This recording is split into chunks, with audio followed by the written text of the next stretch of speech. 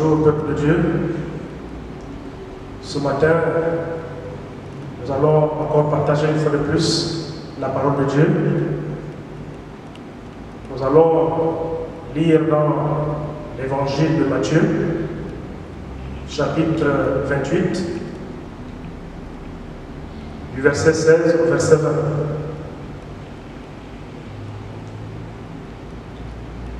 Les 11 disciples allèrent en Galilée, sur la montagne que Jésus leur avait désignée.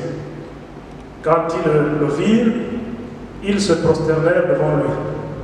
Mais quelques-uns eurent des doutes. Jésus s'étant approché, leur parla ainsi. Tout pouvoir m'a été donné dans le ciel et sur la terre. Allez, faites de toutes les nations des disciples, les baptisant au nom du Père, du Fils et du Saint-Esprit, et enseignez-leur à observer tout ce que je vous ai prescrit. Et voici, je suis avec vous tous les jours, jusqu'à la fin du monde. C'est le verset 20 dans la partie B qui nous intéresse aujourd'hui. Où Jésus dit, et voici, je suis avec vous tous les jours, jusqu'à la fin du monde. Jésus, après sa résurrection, va retrouver les disciples qui étaient réunis quelque part. Et il va leur donner des recommandations pour apporter, pour amener les nations au salut. C'est ce que nous appelons la grande commission. Et dans cette recommandation, Jésus va faire une promesse aux disciples, une promesse pour les rassurer, qu'ils ne seront pas seuls dans cette commission.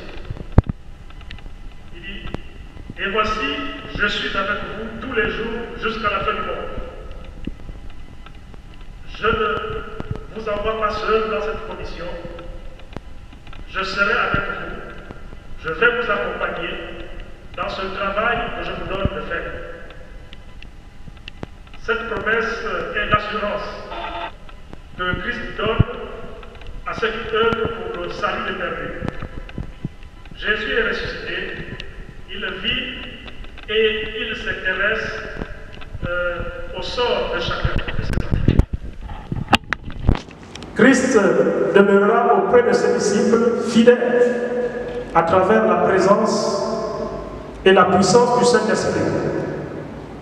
Donc c'est par le Saint-Esprit que Christ nous rassure qu'il est avec nous tous les jours. Et non seulement par la personne du Saint-Esprit, mais aussi par le moyen de sa parole. Parce que Christ est la parole. Donc il nous assiste par sa parole. Il est présent par sa parole. Quelle que soit notre condition, que nous soyons faibles, que nous soyons forts, que nous soyons dans la pauvreté, que nous ayons en apparence, nous soyons sans importance en apparence, il pense à nous. Il veille attentivement à chaque détail de nos épreuves et des combats de la vie. Christ nous accorde à la fois la grâce suffisante et la victoire. Christ, c'est la réponse du chrétien aux craintes. Christ est la réponse du chrétien au doute. Christ est la réponse du chrétien au malheur. Christ est la réponse du chrétien au découragement. Christ est la réponse du chrétien à tout problème. Christ est notre réponse. Donc, même quand nous ne l'entendons pas parler, il est présent. Quand nous ne le voyons pas, il est présent. Quand il est dit mot, il est présent. Dans les temps sombres, il est présent. Dans les temps clairs, il est présent. C'est sa parole qui nous rassure. C'est pour cela qu'il dit, je suis avec vous tous, vous tous les jours jusqu'à la fin du monde. Et Jésus n'est pas un homme pour mentir, ni le Fils de l'homme pour se repentir. Donc sa parole est vérité. Il nous a assuré qu'il sera avec nous tous les jours. Et il est fidèle, il est avec nous tous les jours. Donc dans ces temps difficiles que nous passons, Jésus est avec nous. Même si nous ne l'entendons pas parler, même s'il ne répond pas à nos requêtes, nous prions depuis que la crise sanitaire a commencé. Nous élevons nos voix vers lui. Nous n'entendons pas parler, nous n'avons pas de résultats. Mais ce n'est pas parce qu'il ne répond pas, ce n'est pas parce que nous n'entendons pas qu'il est absent. Il est toujours présent. Il voit ce qui se passe. Il sait ce qui se passe. Il connaît ce qui se passe. Jésus est toujours présent. Jésus est à côté de ses enfants. Jésus est à côté de ses disciples. Il ne s'est jamais éloigné. Dans la difficulté, il est toujours là avec nous. Il est toujours présent. Dans les maisons, Jésus est toujours présent. Quel que soit ce que nous endurons, Jésus est toujours présent. Donc ce matin, nous voulons rassurer à tout le peuple de Dieu, aux enfants fidèles, que Jésus ne nous a pas abandonnés, que Jésus est avec nous. Même si les églises sont fermées, Jésus est présent. Il est à côté de ses enfants. Même si nous vivons une crise sociale qui a été engendrée par la crise sanitaire, Jésus est avec nous. Même si nous vivons une crise économique, Jésus est avec nous. Il est toujours là. Il est à côté. Il nous dit, dans cette commission, dans le travail que vous avez à faire, je serai avec vous tous les jours, jusqu'à la fin du monde. Et Jésus est présent, toujours présent. Jésus est toujours présent. Peuple de Dieu, considérons que Jésus est avec nous. Sachons que Jésus est toujours présent.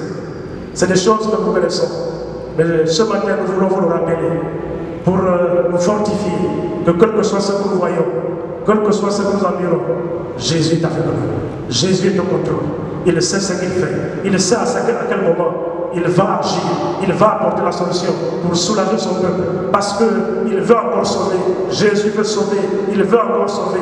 Il veut sauver ses enfants. Il a désigné des gens pour apporter le salut.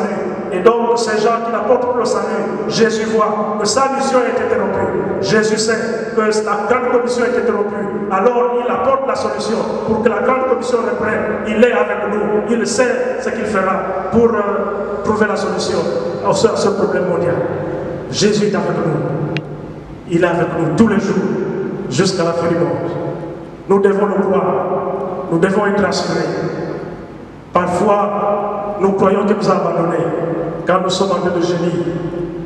Dans nos afflictions, nous croyons que Jésus nous a abandonnés. Mais c'est sa parole qui déclare que je ne vous délaisserai point, je ne vous abandonnerai point. Jésus est toujours présent, quelles que soient les conditions. Dans la joie, il est présent. Dans le malheur, il est présent. Jésus est là, toujours présent. Même si nous ne voyons pas, même si nous ne voyons pas les résultats de nos prières, mais il est toujours présent. Oh, nous allons bénir le Seigneur. Nous allons bénir notre Dieu. Parce qu'il est toujours présent, il nous rassure. Et nous sommes sûrs qu'il va apporter la solution qu'il faut. Non seulement à notre pays, mais à tout le monde entier. Il est là, il sait ce qu'il fait. Nous allons donc bénir ce grand Dieu. Nous allons l'élever, nous allons l'adorer, ce grand Dieu, parce que Jésus est Dieu. Oh Seigneur, Dieu Tout-Puissant, merci pour ta parole. Merci Seigneur pour ta présence. Toi qui nous rassures que tu es là. Oui, la promesse que tu as faite autrefois, elle est toujours d'actualité. Tu nous rassures ce matin que tu es là. Malgré ce que nous voyons, malgré ce que nous constatons, tu nous rassures que tu es là. Nous voulons te bénir et te rendre toute la gloire, toi le véritable. Merci Seigneur de ce que dans nos secrets, tu es en train de concocter une issue de sortie. Tu es en train, Seigneur, oui, de formuler une issue de sortie, parce que tu sais comment nous devons sortir. Nous te bénissons, nous te donnons toute la gloire. Toi qui gardes tes enfants dans les maisons, toi qui gardes tes enfants dans les afflictions, toi qui gardes tes enfants dans les malheurs, nous t'élèvons, nous t'adorons, grand Dieu, parce que tu agis et nous voulons, Seigneur, que tu touches tes enfants, qu'ils restent attachés à toi, qu'ils restent fidèles à toi, quels que soient ces moments sombres, quels que soient ces temps sombres. Dieu Tout-Puissant, Jésus de Nazareth, nous voulons que tu gardes tes enfants dans le creux de ta main, que tu les gardes fidèles à toi, que tu les gardes attachés à toi. Oh, merci Seigneur, parce que ces temps difficiles, ces temps sombres vont être une occasion de sauver encore d'autres, parce qu'à la reprise, à l'ouverture des églises, Seigneur, nos églises seront remplies parce que tu vas utiliser ce temps